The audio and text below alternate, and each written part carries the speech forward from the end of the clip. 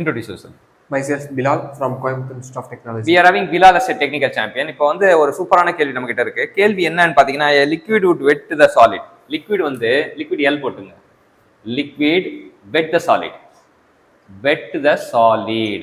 S போட்டுங்க.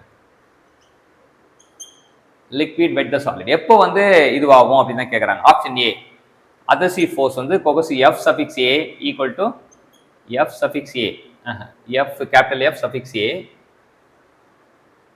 equal to F suffix C. F suffix A னா adhesive force வந்து cohesive force ஈக்குவலா இருந்தா அப்படின்றாங்க. Option B adhesive force F suffix A less than F suffix C. அடுத்தது F suffix A greater than F suffix C. So F suffix A equal to 0.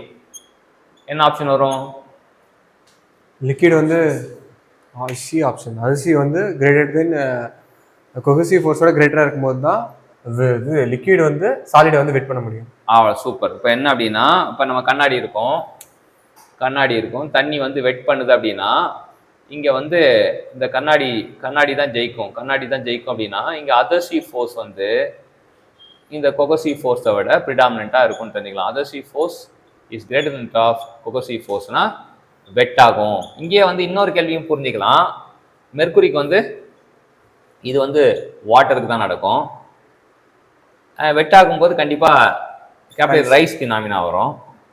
இதே வந்து நம்ம again வந்து class போடுறோம். மெர்க்குரி போடும்போது இப்படி வரும்.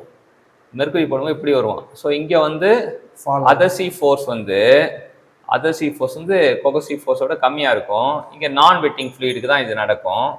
வழக்கமாக இது மெர்க்குரிக்கு இது பாசிபிள், இது வந்து ஃபால் நடக்கும்னு தெரிஞ்சுக்கலாம். ஸோ இதான் இந்த கொஸ்டினோட சிக்னிஃபிகன்ஸ் என்னன்னா வெட்டிங் ஃப்ளூயிடுக்கும் நான் வெட்டிங் ஃப்ளூயிடுக்கும் உள்ள டிஃப்ரென்ஸ் தெரிஞ்சுக்கிட்டோம். கற்றுக் கொடுத்த பிலாலுக்கு தேங்க்யூ சொல்லுவோம். Thank you sir.